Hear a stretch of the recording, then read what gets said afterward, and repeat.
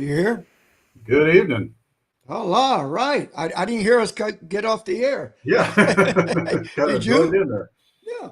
All right. Welcome back to everybody. Florida West Coast Fishing Report with Captain Mike Haynes and me, Captain Sergio. And of course, at the other end, we got Jota, the guy who takes care of all the electronical stuff. Yeah. The backbone of the show. And all I got to say is thank God we have this other little front coming down because you've seen some of the big hurricanes that are sitting out there in the Atlantic, Yeah, and there's three of them they're going all on right yeah, now. they're all getting pushed away from us. Thank God, Yeah, you right. know. Yeah. So, Yeah, don't need another repeat again. We've had 2 years in a row. I think that's plenty for a little while. we don't need we don't need any more. God, that's it, you know. hmm But anyway, what's other than that? How's the fishing in your end of town? It's wonderful. It's just been on fire. The biggest story is obviously the grouper season stopped, and as soon as the grouper season stopped, the bull reds have come in. Um, Even got reports from Stacy up there near St. Mark's.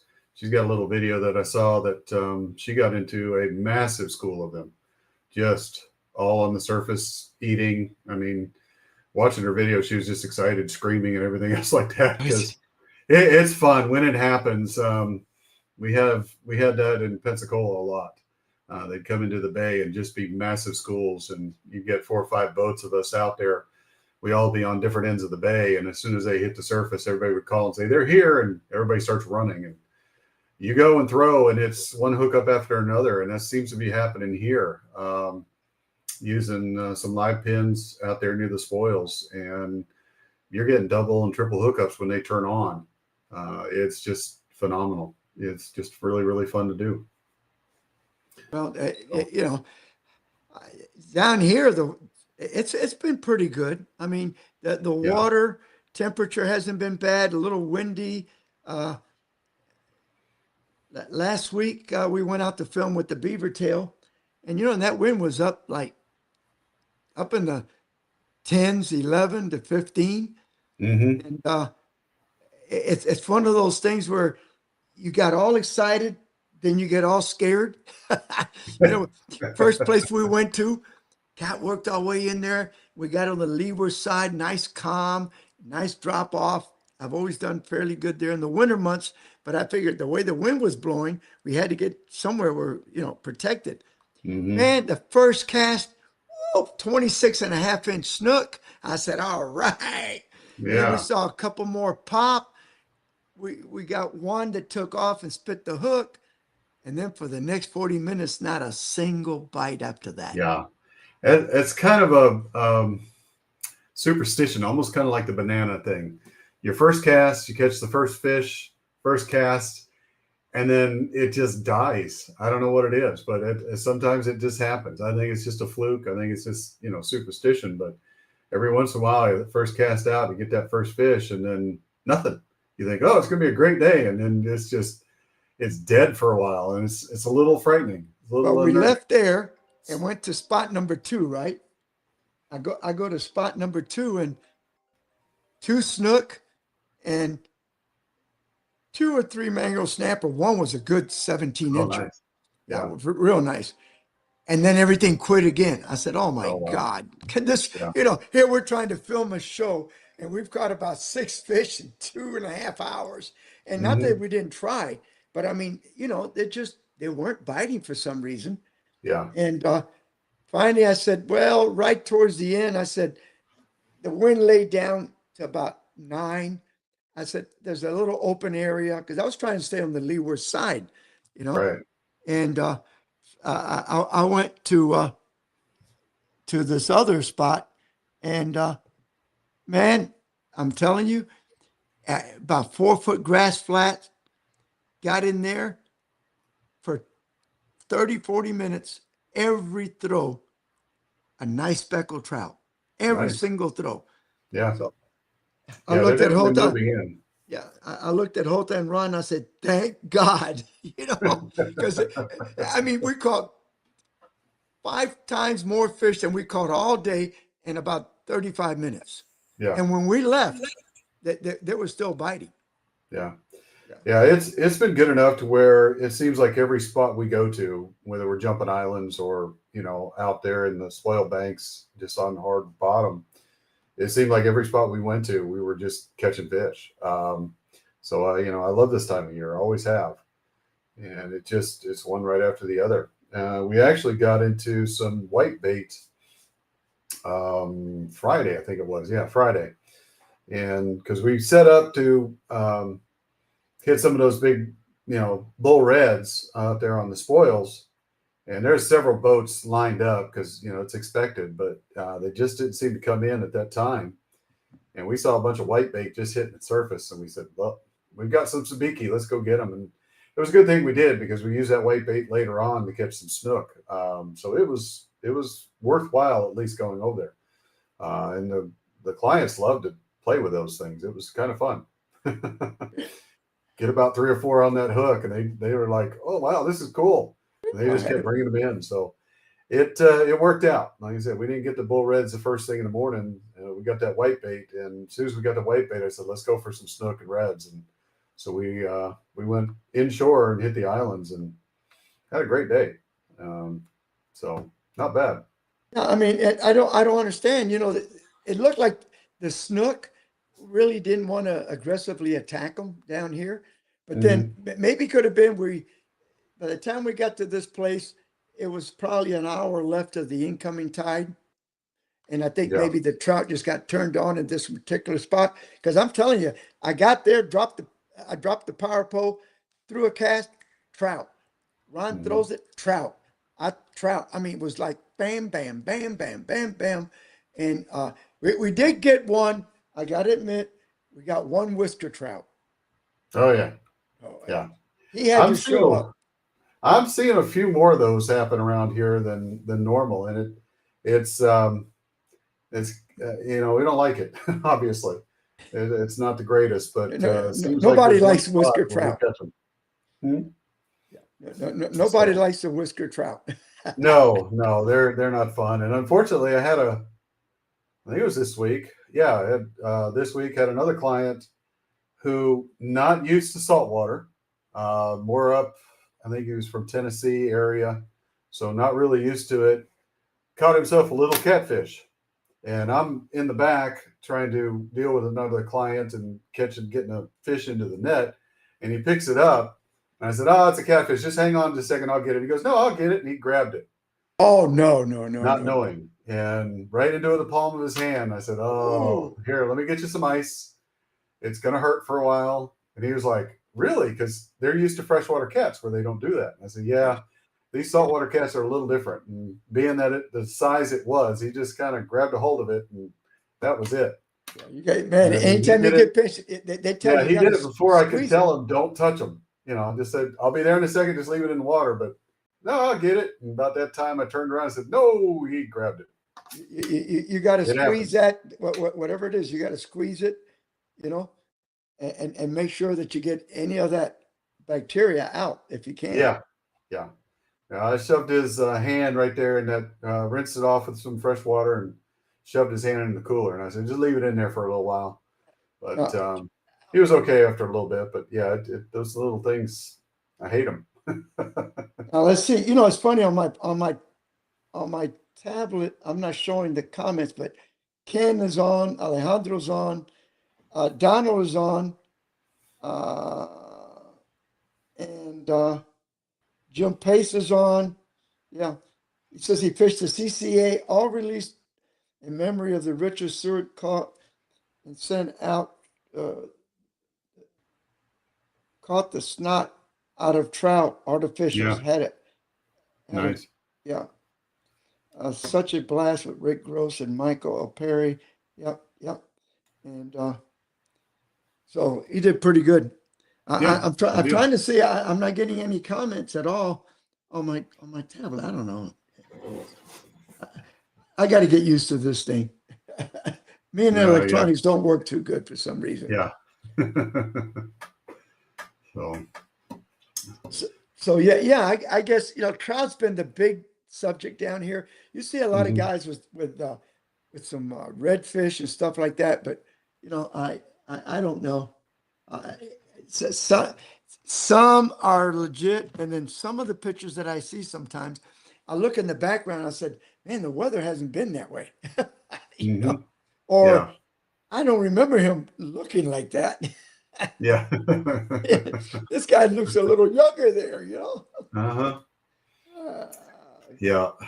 No, it's again, I love this time of year, fall. It's just one of those great times where things start waking up again after the long hard summer. Um, and I just truly enjoy it. And trout especially, it's um it's just getting better and better, and they're starting to come in more in toward the islands off the flats. So they've been catching a lot of them around Sandy Hook area, just off the river. So it's not going to be too long, and that's basically what we're going to be catching quite a bit of. So yeah, it's gonna be usually fun. a lot of the shows that we've done in the winter have been around Tarpon and that area. Man, it's been trout. In some of Hmm. those areas, especially after a good cold front, they get big and they get spunky Yeah, and quite a bit of them. So I'm looking forward to that, you yeah, know. And have you been watching some of Scotty? Scotty's been doing really good down there around yeah. Pine Yes. Island and on the south end around Hmm. Boca Grande. Yes, Scotty Rowe's been doing a fantastic job. Yeah. No, it's been good. I watched all the reports and listened to them, and yeah, they're doing pretty good. It's just like I said, it's a wonderful time of year to be fishing. You're not out there, why? Yeah, yeah. Why aren't you out there? Yeah, it's a good Oh, time. I figured out how to get everything to show up on my tablet. I had to No, stand it up. no. Oh, Uh, okay. I had it laying on the side and it wasn't working. But now I can read everything on my tablet. There Huh. you go. Like I said, I'm learning to Yeah. teach an old dog new tricks. I'm trying to learn the new tricks. Now, Hmm. we got to remind everybody, Mike, we got the big boat show this weekend, Yes, yes, we and do. we'd like to see everybody. We are going to have some nice Fishing Adventures t-shirts to give away. If you come by the booth, you might have a chance to win it. At the seminars, we're going to have a drawing to be giving away some stuff. And if you want to be able to test some of the newest products at a good price, we're going to have like the Fishing Assassin jig heads. You buy a pack, we're going to give you a pack. Yeah. So, and they're going to be available, I understand, I think at Bass Pro Shop in November. But Fishing Assassin jig heads, you'll be able to get them from us. So we're going to have a pretty good assortment, about 300 of them, 300 packages. So it's 150 Hmm. sales. Buy one, get one free. Uh, so you know, don't miss out. If you get a chance, come on by. We got a bunch of other stuff. Good seminars. We're going to have the guy there with the D-hooker showing you how to take the hook off your body. Yeah, yeah. So Yep. are you going to allow him to put it in your finger or something? Not in my finger. Hey, but I heard you might volunteer. I might. It's going to have to probably be upper arm or something like that because my lower arms or hands, I'm going to bleed like a stuck pig. So because of the sun damage, so it's going to have to be a little farther up on the arm. But yeah, why not? You Yeah, know? you know, I mean, he does it on himself and he's got the fake arm. But let me tell you, at ICAST, people were volunteering. They would come Yeah. up and say, I want to see how this thing works. And he'd do it. He'd stick that hook in Hmm. him and pull it out, you Yeah. know? So Yeah, it'd be a nice thing to have on the boat because it has happened to me before where a client has gotten it in. And I have a technique that I use with just a fishing line. But when you have, and it's unfortunately happened to me with a younger client, about 12 years old, and he got it in the ear. And ooh, that was a horrible experience. He wouldn't let me come close to him, wouldn't let me touch him, only his dad. And I tried to explain it to him, and it was a procedure that just didn't work real well. So if we got something a little bit better that gets it out quicker, then that'd be great. And just a yeah. little band-aid. And what I think what he's going to do is after every seminar, he's going to do a little demonstration for people, and then he'll be at our Nice. booth Saturday and Yeah. Sunday. You know, so if you want to take a look at it, and like I said, we're going to have that. And we're going to have the Fishing Assassins going to be there.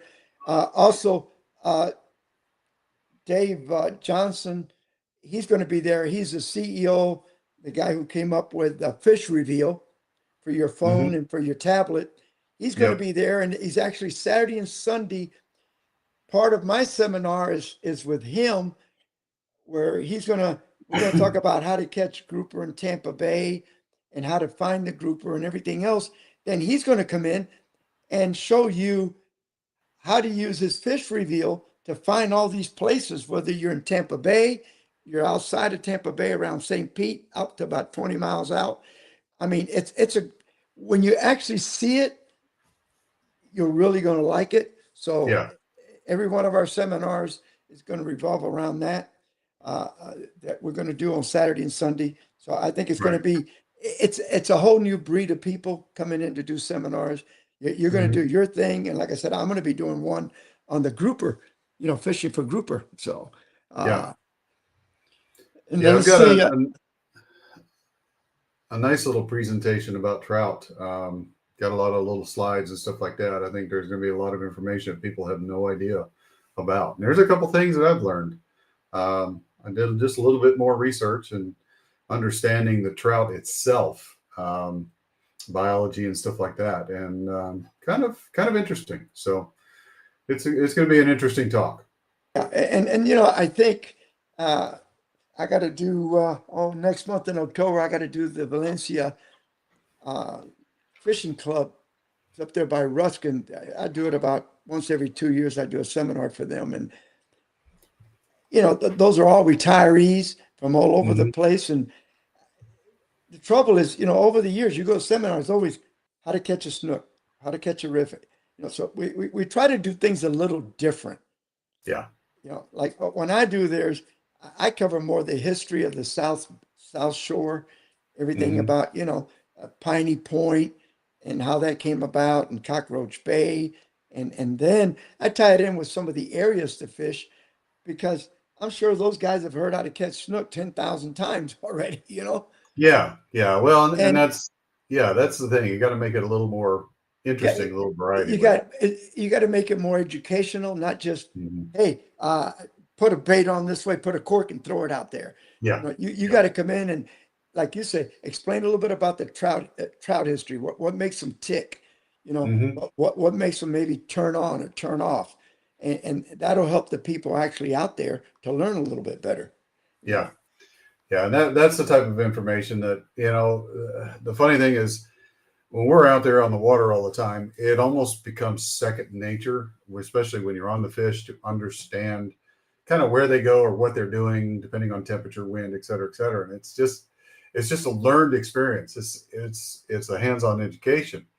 But to be able to put the reasons why these fish moved over here, or this that due to their biology or their habitat or whatever, that to me is a little more knowledge that allows you to think a little bit more when you're out there looking for trout, depending on the type of year you're going, and kind of gives you a better game plan to how to be more successful. So Well, learning about the species itself. if you think about it, it's happened to me one way, it happened to a captain the other way. I pulled into an area and to be Captain John's there, and he'll say, Sergio, I've been here about 35 minutes, ain't got a bite, man. Hmm. I'm leaving. So I say, okay, he was there. So I might go down 50 yards from where he was at, but in the same Right. area. And by golly, by the time I set up 10, 15 minutes later, boom, I'm catching fish.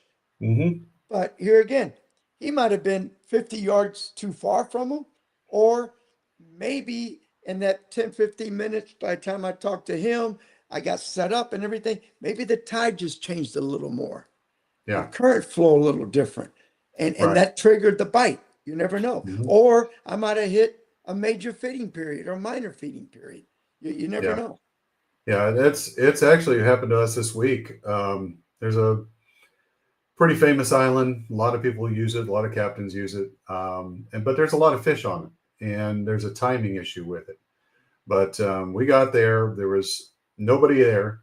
We got there, set up on the one spot. We thought there would be fish, and there ended up not to be any fish. Another boat comes in and kind of parks where we had wanted to go, another point on this island.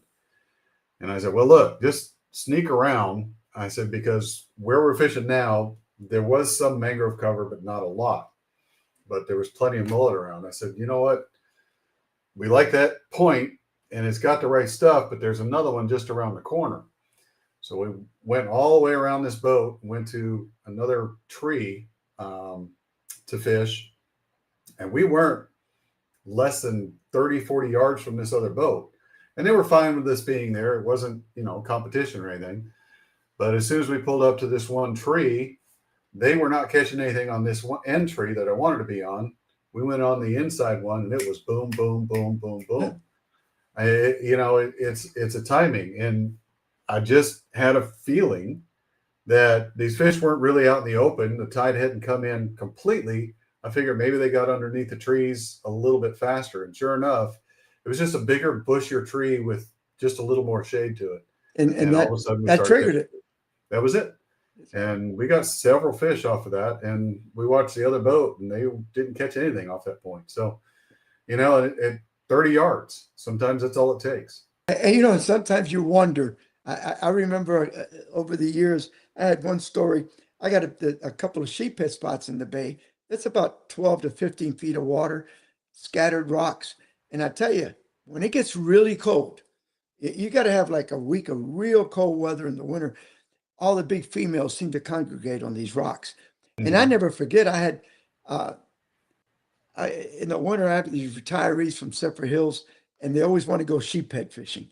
Yeah. And it's happened more than once. I mean, more than once. I'll have 3 guys, same side of the boat, fishing almost elbow to elbow, straight down.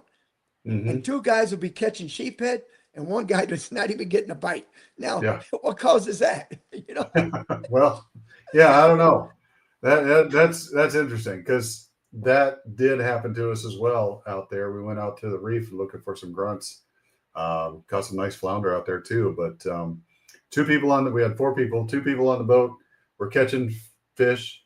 2 others weren't. They weren't but 20 feet apart, throwing.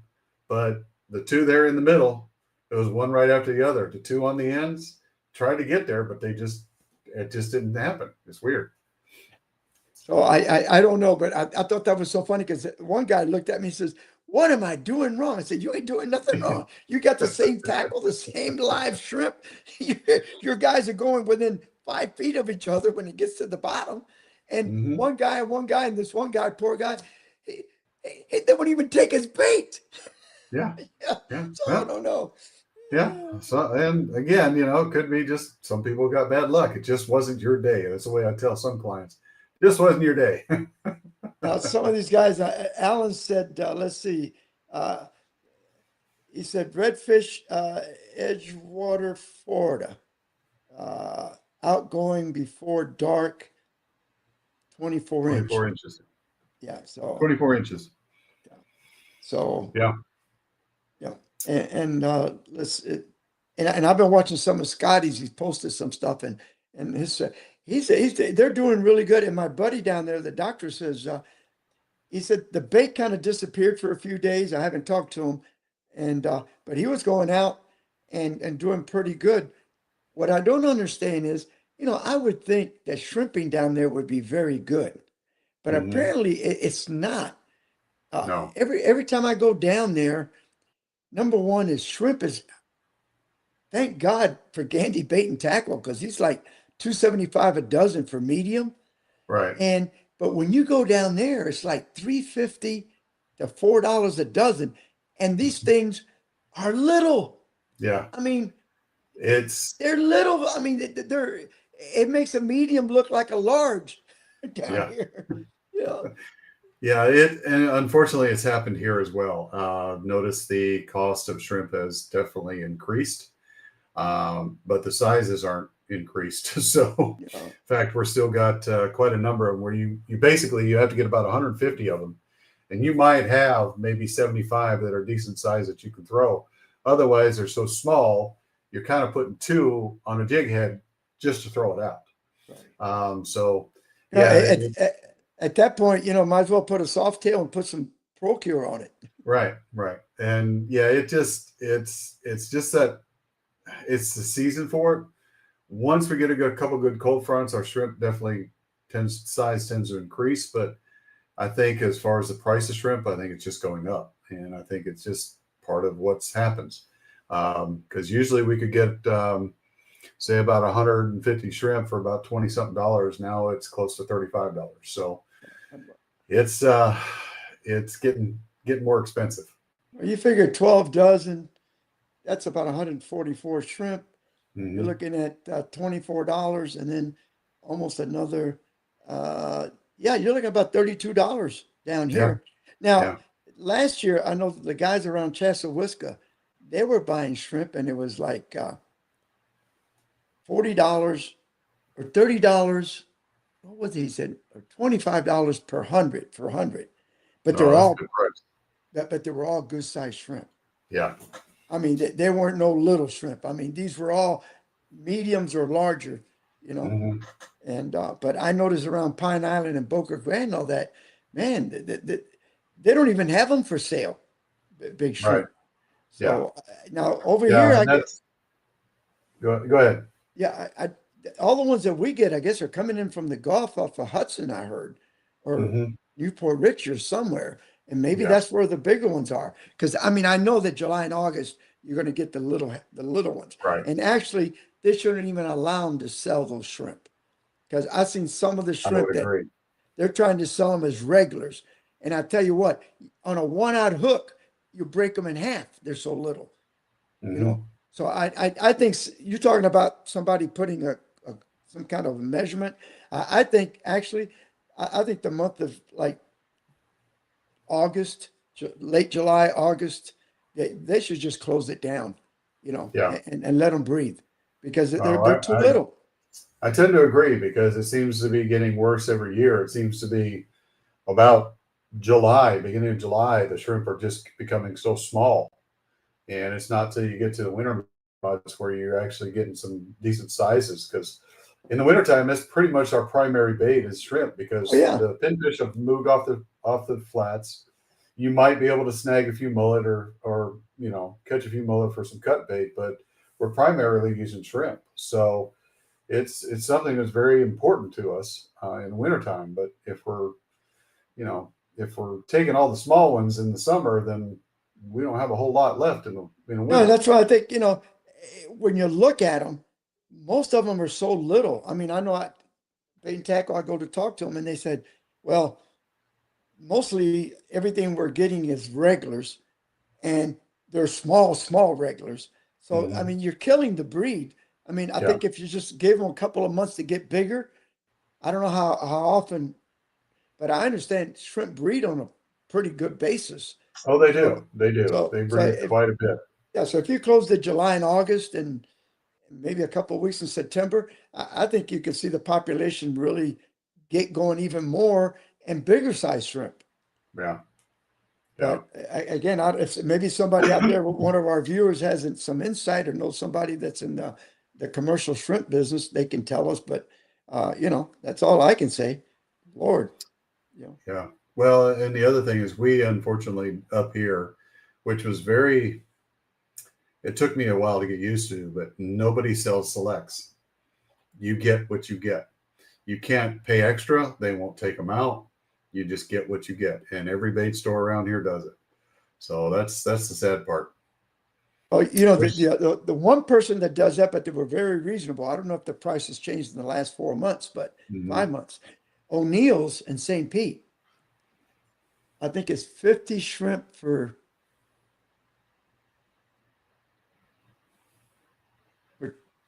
$14 or something like that. Yeah. But they don't call them out. I mean, you get 50. But the thing about that is, you don't get any real little shrimp. I mean, everything you get are mediums and larges and a few selects. So I mean, that deal is good. But if you go somewhere else where it's all, you know, real little, you know, you're losing money. Yeah. Well, what's that?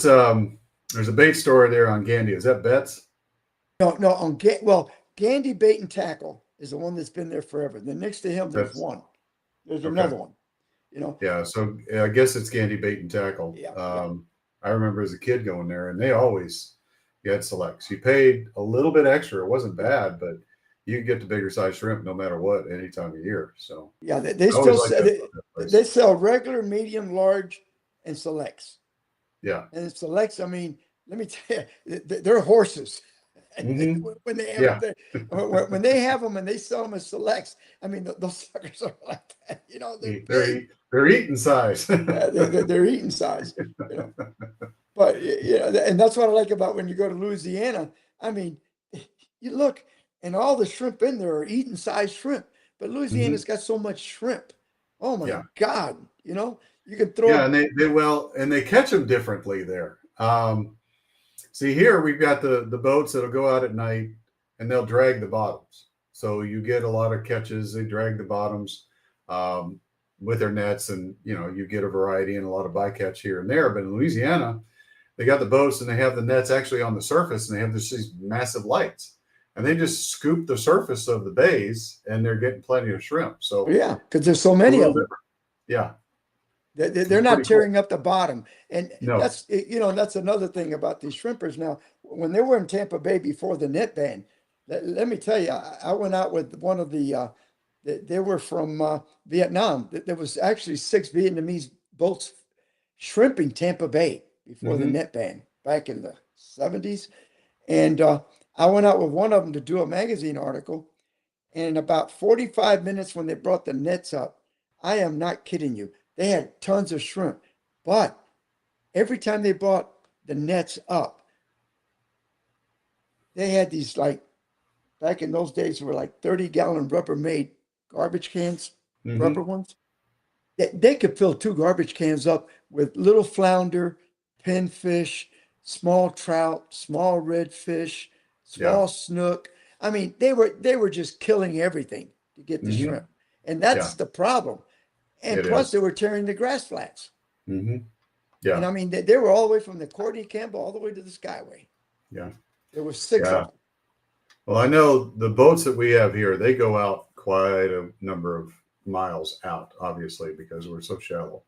Um, so they're quite a ways offshore doing that. So in one way, yeah, and we only have two. I know that we have two boats directly here out of Crystal River that actually shrimp for a couple of the bait stores. One is Pete's, and I think the other one maybe Ed's, or the one up in Yankeetown. But there's only two boats here that do it. Everything else, all the shrimp, comes from different areas, and I think it's from Newport Richey Hudson area. So I would think that and I don't know if it's because there's sandier bottom there, because we give out really, really hard bottom a lot of times. So I think maybe that's why you get more shrimpers in that area. Maybe it's more sandy. I'm not sure, but yeah, there's dragging that bottom. I just don't see any good that can come of it. Over time, it's going to be a problem. So it's going to tear them up. All right, let's get, how about if we get a little fishing report in? And let's get Scotty Rowe going first. Sure.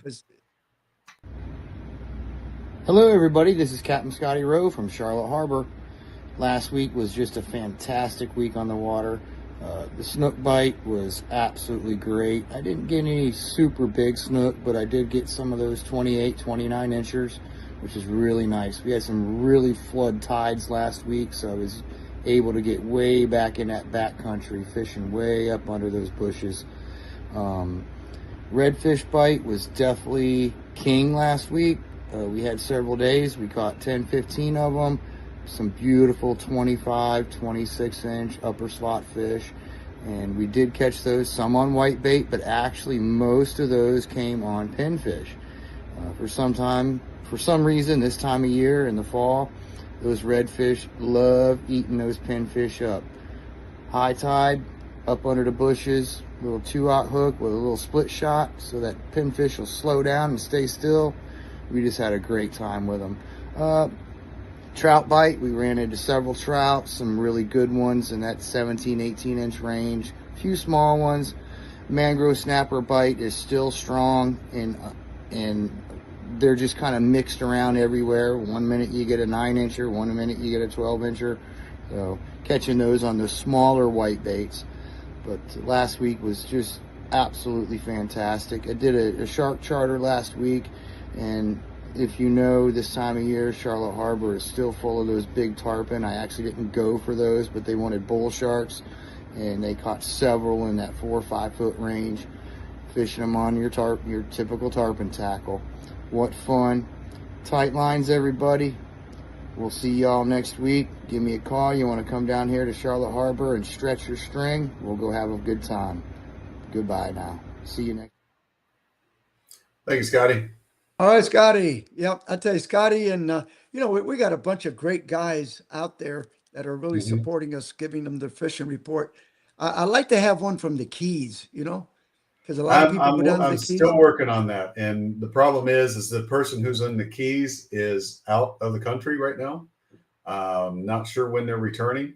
So, but that's going to be the main person who I can get in contact with the other captains down there. Yeah, So, I mean, yeah, the Keys, and I think we should have one like if we could get one from the East Coast somewhere, St. Augustine, somewhere in that area. Just because I know that a lot of our viewers go down there and do some stuff.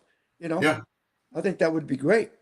yeah. Well, I can put another couple more calls out for that side too. Yeah, see what we got. You can definitely give it a call. And call Blair over there on Indian Lagoon and see if he's got somebody who. Blair Wiggins. Yeah. Yeah. See if he's got somebody who would be willing to do it. So. Let's see. Donald said, if you want a great report, Captain Michael Perry. Well, where's he at, though? Michael Perry. Donald, where's he at? Hey, Donald. Yeah, where's he at? Yeah, you forgot to tell us where he's at. And let's see. Alan says shrimp was small, $5 a dozen. Wow. Wow. That's not cheap. Two cats on those. One red and one top water, 3-hour trip before dark. Yeah, wow. You see, Donald said he calls it in every week on the radio show. Yeah, but I don't know where he's at. Oh, Big Pine Key. Yeah. I mean, I just like it. We've got a great group right here, right now. This is super, Yeah.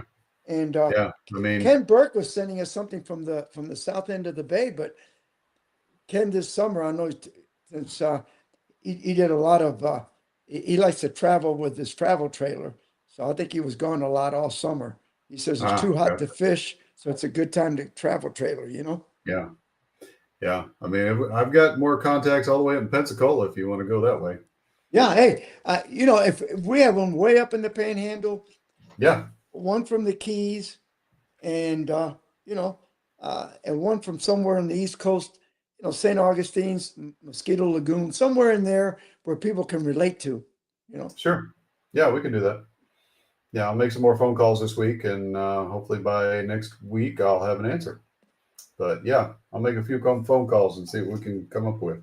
And I'm going to make a little comment while you talk about reminding everybody about the boat show. So when they we're going to be there Friday, Saturday, Sunday at the Tampa Boat Show. Are you going to be there Friday? Are you going to be able to be there? I won't be there Friday. I've got Saturday, another Sunday appointment going, but I'll be there Saturday, Sunday. But Sergio will be there Friday. Oh yeah. In fact, I'll be there Thursday because you'll be there Thursday setting up.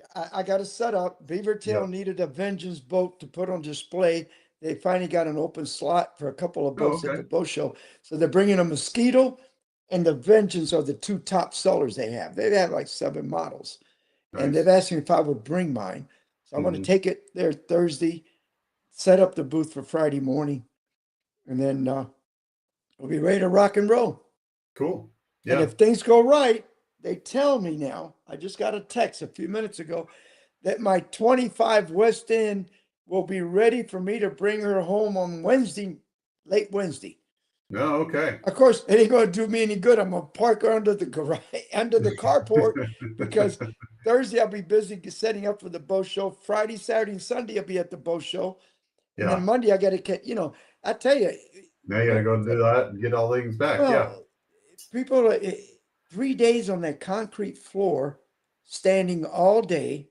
Mm-hmm. And I tell you, by Sunday night, you're tired. Yeah. Yeah. It's a long day there, talking and speaking with everybody and doing the seminars and it'll wear you out. That's And why we'll have copies of Onshore Offshore magazine for everybody. Mhm. We got a couple hundred to give away. And like I said, we're going to just at random. People that might come up to us and say, I watched your show, your Fishing Adventures or your Fishing Chronicle show. We'll pick their brains and see if it's true. And if it's true, you never know. We might just Yeah. reach in and give them a $50 Fishing Adventures t-shirt. There you go. So all There you you got go. to do is come by the booth and see Mike or myself. And I'm also going to have our marketing team's going to be there that helps us with all our marketing. And my other co-host down here, Ron Sparks, he's going to be there helping out all day Saturday. And you met Ron last time. Yeah. Yep. Yeah, I think you guys hit it off. And a couple of his marketing team are going to be there to help out. And we got the new website up and running. So if you want to go to fishingadventuresflorida.com on our website, you'll be able to see everything about Fishing Adventures Florida, Fishing Chronicles, Fishing Academy, and everything else. If you want to book a trip with Mike or myself or one of our other captains, you can go right through the website and do it. Not a problem. Yeah. Yep. Yeah, definitely. I mean, come out. I mean, if anything, 5-10 minute conversation, we'll talk to anybody. So yeah, come on out. You got any questions or anything? Just come on, hang and talk with us. Mike and I uh, are proud. enjoy We'll the talk to seminar. anybody. Yeah, yeah, we do. We talk a lot. Because we talk a lot. And the It good never thing now ends. is our booth is close, almost close to the seminar area. So we have a lot of Yeah. people that before when I had this booth at the other end of the show, a lot of people by the time they meant well, they wanted to go by the booth, they never made it. So Mhm. it's really worked out pretty good. Yeah. Yeah, there's just a little area, seminar area, inside, nice and comfortable. We got chairs and everything. We got the microphone, speakers, a little slideshow. I mean, it's very informative, it's very fun. And like I said, you come around and talk to a bunch of people, and you get to see some of the boats and the new innovative things and designs that they've got out there. It's just a fun afternoon. You ain't got nothing to do. Come on. It's Now, the one that I'm looking forward to is in 2 weeks after this show is the IBEX show. oh Have yeah. you ever been to that one? No, Okay. I have not been to the IBEX show. IBEX, IBEX. It's Mhm. it's the ICAST for the Marine Division. Oh, In other okay. words, all the manufacturers of accessories for boats is at IBEC, and it's over at the convention center. Now, it's not open to the public. Yeah. You either got to be a boat manufacturer, a boat dealer, or the media like us. Mhm. You can go and fill out the paperwork, and they'll give you a badge. But when you go there, I mean, oh, Mike, it's so impressive. When you go to the Yamaha booth, it's Mhm. not just a little booth. It's a huge. It could be, 600 square feet, 800 Yeah. square feet. They'll have their big V8 motor cut in half so you can see the actual motor. They'll have all Nice. these motors on display. You pick up all the latest literature. That actually a lot of the Chinese, the Japanese are there. Mhm. They'll answer your questions. Like for example, one of our sponsors, Shadowcaster, he's there. He makes all the LED lighting, Right. and they sell to all over the United States and the world. And they sell to people like Pathfinder and Cobia, and I think they sell almost all the major manufacturers. They make all the underwater lighting, the lighting for inside their cabins. I mean, these guys will do boats up to $3-4 million yachts that they Right. supply all the light. So when you go there, you can see all the stuff that they make, and they show you how it works. It works off the panels. Like my stuff works off my Simbrand, right off my screen. Uh, Mhm. so I love to go there because every year there'll be a whole bunch of people there with their dream come true, so to speak. Like when you go to ICAST, you know, what I hate to say this, but some of them, you look at the product and they're so excited about it, that the smaller guys and all of that. And sometimes you look at something and you say, man, I don't think so. Uh, Yeah. Yeah. uh, that, No. And I really learned a lot about ibex because the year before COVID, because then I think the year of COVID it wasn't around. They skipped a year. I was one of the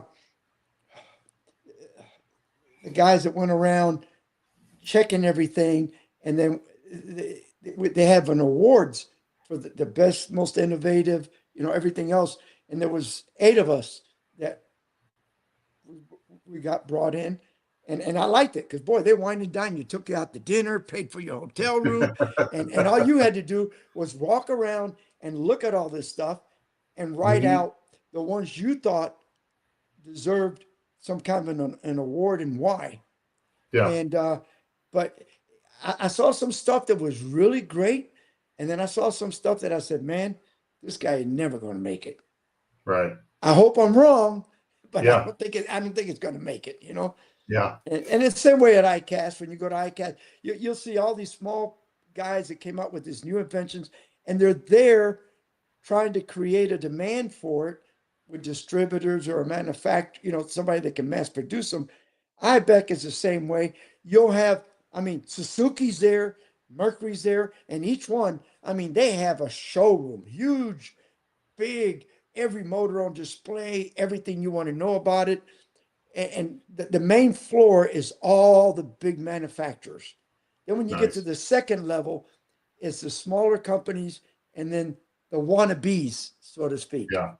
But it's very interesting. You could spend the whole day there and learn so much. I'm sure. Yeah. Yeah. All the innovative products. Yeah. So I look forward to that one. But let's say, who do you want to have report? next? Yeah. Who do you want next? You pick it. Do Michael? All right. We'll do Michael Dawson.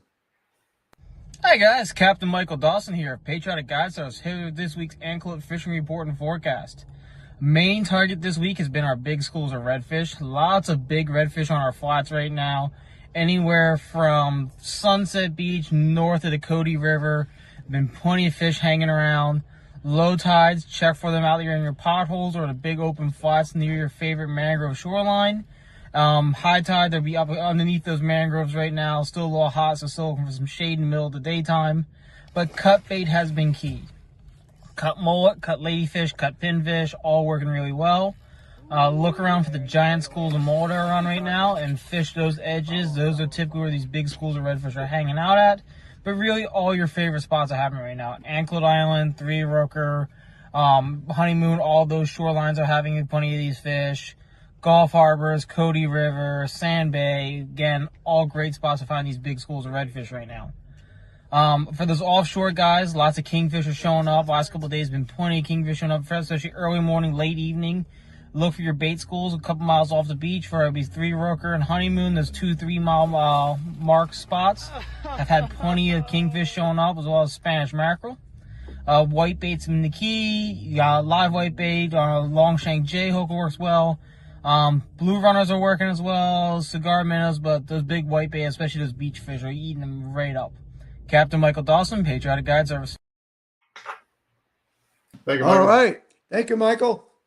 That was real good. And he was telling me he's been so busy all of a sudden up there. He was doing 3 trips a day. Nice. Wow. Yeah. Well, hey, when Good you're for young, him. I couldn't do that anymore. That's a long day. Yeah. When you're young, you do that. I remember, when I first retired, I had some day. I was doing 2 trips a day. My wife says, "You're crazy." I said, "No, man, I can do it." And then, 20 years later, you say, "Nah, you know what? I'm retired. I don't need the money that bad to I'm not going to do it because, it does wear you out." It does. Yeah, there's only a couple times in the year that I'll do 2 trips at a time, and it's just because my clients just happen to come at the same time. So I'll do a half day for one and half day for the other. But it's usually in the cooler months where it's a little more enjoyable to be out there. But the summertime, no, I won't do it. One a day is good enough. That's right. All right, let's get we Jim? better get Jim Pace. Hey guys, this is Jim with your Pasco County Fishing Report. The fishing has been amazing lately. The bite's been on fire. all the species that we've been trying to go after, it's been successful. It's been great. What we've been doing as far as our game plan lately is been going out getting bait in the morning.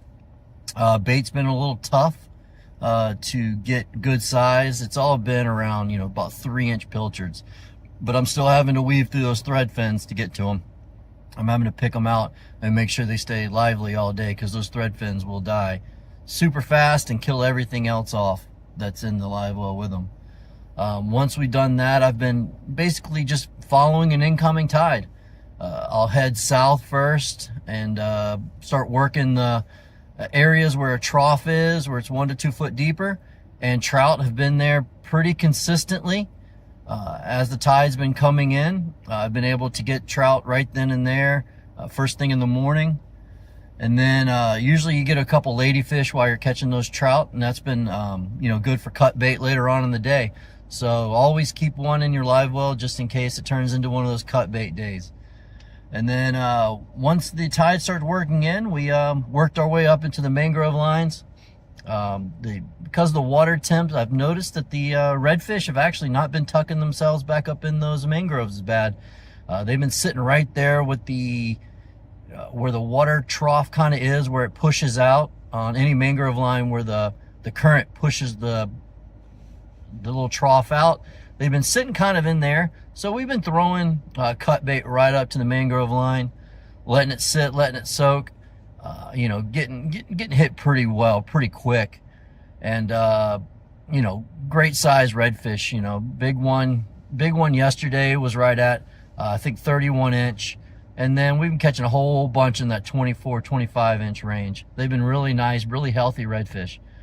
Once that area the tide starts getting too high, I'll just start moving north and keeping in the same thing. Getting farther and farther north, just holding those mangrove lines and just keep catching redfish. Redfish bite is just amazing right now. Once I've noticed, I've had to wait to the outgoing tide to start worried about the snook. Outgoing tide has definitely been the best for the snook bite. What we'll do is I'll kind of head into the areas that I know there's snook have been holding. Usually anywhere that's a tight area that pushes out to big water. The snook have just been sitting there, just stacked up, still pretty well. 4 or 5 at a time, sitting in certain areas. Just move in kind of slowly, be as stealthy as you can getting there, and don't just start chucking lines in the water. I like to wait maybe about 5 minutes once I get my boat stationary, and then throw out maybe some chummers, or sometimes just throw out one bait and they're on it right away. So the key there is making sure we're stealthy moving into those areas. Snook are still holding any of those rock piles that are leaving certain canals as well. Those are definitely a good place to go take a look and see if they're there. Outgoing tide has to be the key for that. Also with the outgoing tide is there's some certain areas and canals and rivers that are holding baby tarpon, 20 to 30 pound tarpon. They're same thing right there on that outgoing tide, usually around the 45 minutes right after the tide turns. You'll see them up on top, and anything you throw their way, they're hitting. We've thrown pinfish, we've thrown paddle tails, and they're just hitting it. They're fun, they're super fun, a great time, but you're got to be there at the right place at the right time. For what I've noticed, it could be different in different areas, but what I've noticed, it's that 30 to 40 minutes right after outgoing tide. They've been there pretty well. Due to the bait being smaller, of course, want to make mention that we definitely dropped down hook size to number 1 or a really skinny 1/0, and that's been able to keep the bait from being sunk down by the actual hook itself, so the bait can track correctly. Spanish mackerel are still around the sandbar areas, any of those sandbars, anything 10 to 12 feet. Rock pile areas, I've seen them. Anything with moving water, you throw out a handful of white baits and give it a few minutes, and all of a sudden they're there, and they just start hitting like crazy. And that's been super fun for a little bit as well. So like I said, there's a lot of things you can go after right now, a lot of great bites. contact any of your local guides. Let them get you out there and get you on some fish. This is extremely good time right now as far as fishing. And anytime you can get out there on the water, you can have a great time. So until next week, I'll talk to you guys later. Thank you, Jim. Thanks, Jim. All right. And Mike, let's get yours in. Yeah, might as well throw mine in there for Yep, last before we go. Yeah. Good evening, everybody. Captain Mike Haynes, Fishbones Charters out of Crystal River, Florida. Well, a little change of scenery. The nights are kind of nice and cool out here, so figured I'd just come out and sit out on the back porch for a little bit and give them a fishing report. This week's been pretty good. Been out a couple times this week, and best thing I can say is the redfish, you know, they're just everywhere. Getting good bites just pretty much all over the place, between points, underneath mangroves, especially when the tide gets high. And the bite's been very, very good. We've been catching them on shrimp, catching them on pinfish, catching them on cut pins. We even cut some ladyfish, threw some cut ladyfish underneath there, and just caught a lot of fish, a lot of redfish just about everywhere. Found some snook as well underneath the mangroves. We just happened to find some white bait out one day and threw some white bait up underneath some of the mangroves and had some fun catching some snook. It was a good day. But plenty of fish around. You know, we're fishing the mangroves, fishing the outer islands.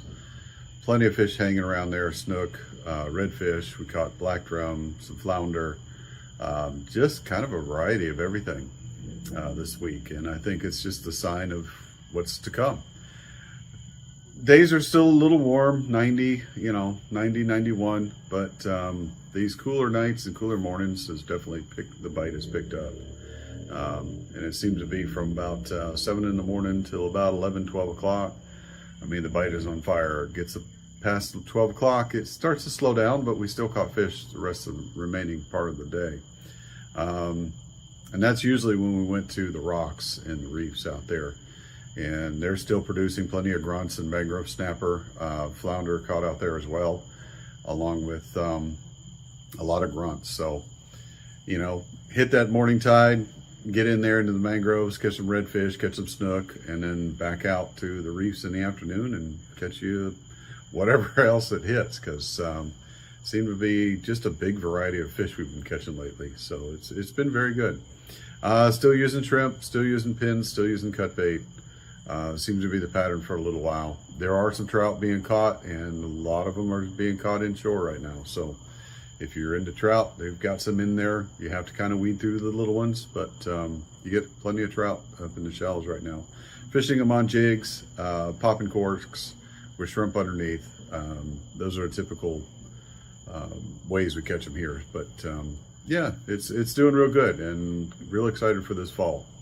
So if you get a chance, get out there early. Like I said, fish on the inshore early in the morning, and then pop out to your little rocks and reefs, and you'll be very successful.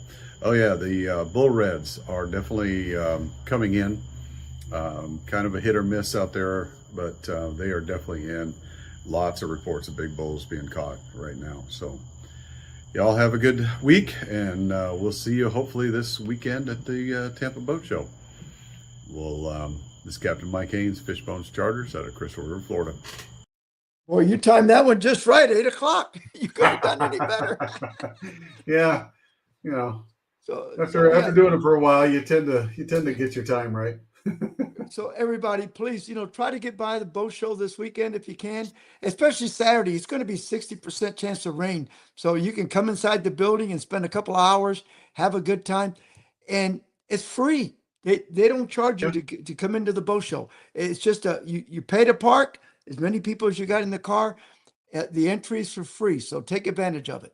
All right. Yeah, please do. And so we hope to see you this weekend.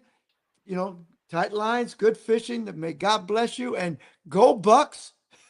There you go. Go Bucks. All right. Also, like and subscribe, YouTube and That's right. Facebook. Fishing Adventures Florida. You got Fishing it. Adventures Florida. Thank you, guys. We'll see y'all next week. Take care. Bye-bye.